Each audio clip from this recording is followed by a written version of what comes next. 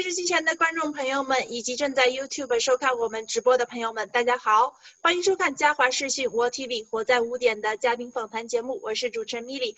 大家呢可以通过搜索 wow1tvlive 就可以在 YouTube 上观看我们的直播节目了。那本期节目呢，我们很高兴的又邀请到了我们的老朋友谢博士以及他的学生们做客我们的节目间，和我们分享一下他们在编程领域取得的一些成就那我们很高兴的邀请到了谢博士以及 Zachary 和 William 做客我们节目间。那首先能不能和我们做一个简单的自我介绍呢？从谢博士开始。大家好，我是 Dr. X， 很高兴又跟大家见面。好的，谢谢谢博士。Zachary, can you introduce yourself? Hi, I am Zachary. I'm 15 and I'm in grade 10. So far I'm really interested in robotics and coding. I participated and won in 2 FLL international tournaments, and currently I'm mostly an app developer. So I currently have 4 apps on the App Store, and so you might have heard of the Code the Curve team. So then I was on the Code the Curve team, and I was the one that designed the initial prototype. So I'm really into the coding part of things. 好的，谢谢 Zachary 那William 你能不能给我们做个简单的自我介绍呢？ Hi, I'm William. I'm 12 this year and I'm in grade 7. Okay, thanks. 那我们很高兴的又邀请到了我们刚刚Zachary 介绍了一下自己他简单的说了一下他开发过这个 APP 和游戏那他现在仅仅只有15岁他在 App Store 里呢发表过4个游戏他刚刚说，然后呢，他同时也是2届 FLL 机器人大赛的冠军，以及这个 Code the Curve 编程的世界冠军。那能不能请 Zachary 和我们分享一下自己这么长时间以来学习编程的一些经验，以及自己的一些心得体会呢？好 So if I elaborate more on the applications, 我可以 share 我的 screen 吗？可以。好。Screen 好，你们可以看我的 screen 吗？可以看到了。好 Alright, so when I make games, so when I did the Code the Curve app and the 4 games that I put on the App Store, I use a game engine called Unity. So this game is not one of the ones I put on the App Store or the Code the Curve, but instead this is a game I made for the virtual reality. So I'm pretty sure you guys have heard of virtual reality. You've also seen these headsets. So I made a game that is like virtual reality. So this is like a zombie shooting game. So you can see there's so this is the tutorial area. I see there's zombies and there's guns you can pick up and shoot. But I think the thing we're more interested in is the scripts. So right now this game is programmed with Unity and C#. So this code you see here, this is all C#. So you see there's many scripts. These are all different scripts that do different things. So I really enjoy coding this. So then the journey of learning this was really fun, and I'm really proud of where I got to right now. Well, it's very amazing because it looks like so hard for me. And how did you learn all these things? So then I learned a lot of it. So usually a lot of times in school, they say you have to learn the syntax, you have to learn syntax and all that.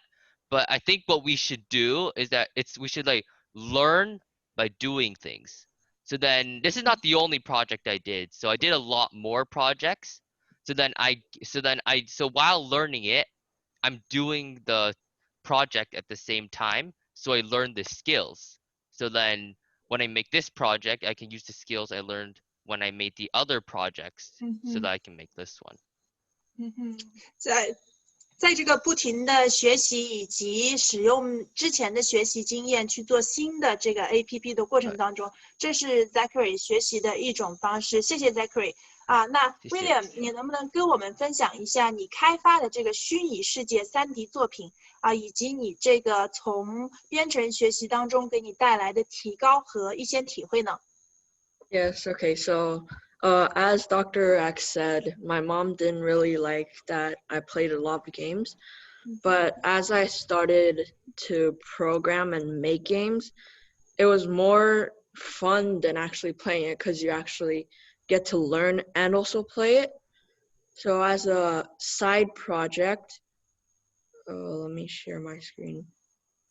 As a side project, I was doing this kind of like a maze game, and it was really more of a game for me than some of the game online, like Among Us and stuff, because I actually created it, and it just feels more fun to play a game that you actually created. So Zachary and me, we all use the same things to create games. We use Unity, and then for the scripts and all, we use C#. And yeah. So from building the game, what do you learn from it? Is there anything that you can share with us? Yeah, so when you build the games, you obviously don't know everything. It's not the first time you do it, you make a perfect game. So every time you build a game, you learn from your mistakes, and then you search on how to make your next game better. A lot of like teachers say that searching up something on Google isn't going to be as helpful as what they teach you, but Google is actually a very powerful site, and you can find a lot of stuff on there that the teachers may miss. Yeah. Okay, thanks, William, for your sharing of your own experience. 那我们最后呢，把这个话筒转到谢博士这边来。那谢博士作为这2位优秀的学生的老师呢，你能不能同时呢，也是我们很多世界冠军的，之前我们每一期节目都有不同的这个冠军做客。那你带出了这么多个编程界的这个世界冠军，你能不能介绍一下你是如何把这些年龄较小的孩子们引导上这个科创道路的？能不能和我们分享一下你的这些孩子们是如何在你们学校学习编程，以及如何真正的培养他们这个编程的能力的呢？对，那个小朋友喜欢打游戏一直都是家长的头疼。然后我们其实是利用了小朋友喜欢打游戏这种兴趣，引导他去学习编程和学习解决问题。其实最终我们达到培养的是一种学习能力，就像刚才威廉讲的其实在学校里面无论学什么学科都不可能是老师把所有东西都告诉你，有很多是需要自己去学习的。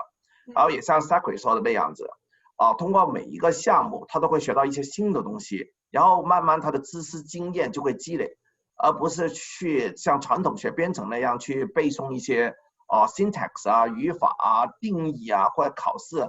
他们是通过解决真实的问题来培养他们的计算机的思维能力，还有计算机编程的能力，解决问题的能力。最终呢，这种能力呢就会被扩展到他们在学校里面的各种学科。就小孩子能够通过这个编程呢，培养他们的那种自信、那种学习能力和解决问题的能力。所以呢，家长呢就慢慢发现呢，他不但会的编程做游戏，他们在学校里面也会的对他们自己的学习会更有责任心，会对自己的学习的管理，还有的学习能力、解决问题能力会有的很大的突变，就是我们老师说的，孩子一下子变得成熟了。威廉其实他在我们学校里面是在今年1月份的时候正式开始在我们这里学习的。我非常的开心看到这个威廉他能够有这么快速的进展，然后而且他对那个编程的兴趣、专注力可以看出这个小朋友他真是找到他的真爱。然后 Zachary 他有一个游戏刚发表在苹果应用上，就1个月不到，就有一个公司来跟我们联系，就是说要把他的游戏放到他们的平台上。就对一个孩子来说，他能够做到一样被别人认可的东西，对他是一个很大的鼓舞。所以这个小朋友他会把这个过程，这个做游戏过程作为是一种学习和提高、一种享受的过程，而不是我们一般遇到这种上编程课觉得是一个很头疼的一个学习过程。他是很享受这个学习他也很享受这种成就或者 achievement 这种成功。所以这些对一个孩子来说，他的鼓励是非常重要的。那我们学校是怎么能够做到这个？其实我们讲过好多次，我们学校的教学方法其实是项目引导，我们有一整套的，就引导小朋友一步一步学习编程的这样的课程。那这几个小朋友这2个小朋友都不是一下子就用他们先给你展示的 C# 来学习的，从一开始他们是通过我们的机器人编程的学习，到Python 到那个 Java 到 Unity 是经过一系列，就像刚才 Secretary 跟你讲的，他其实是2届的机器人比赛的世界冠军，他也是全省 FTC 的省冠军。它里面的编程用到了各种的编程工具，而且特别都是应用编程，是解决真实的工程挑战、真实问题的。想要通过做这些能够培养他真实的这种编程能力、编程思维和解决问题的能力，这才是最重要的。是，对，好的，谢谢谢博士给我们分享了那么多这个自己在编程领域的教学经验，以及认为比较正确的培养孩子的一个如何学好编程的这样一个观念。也谢谢2位这个学员做客我们节目间，真的是非常优秀。谢谢谢博士给我们培养了那么多优秀的这个编程人员，在我们未来的这个中国人的道路上，给我们培养了很多人才。谢谢谢博士，非常感谢 Mini， 感谢大家。好的，再见，谢谢。好，谢谢，拜拜。拜拜。拜。谢谢 Mini。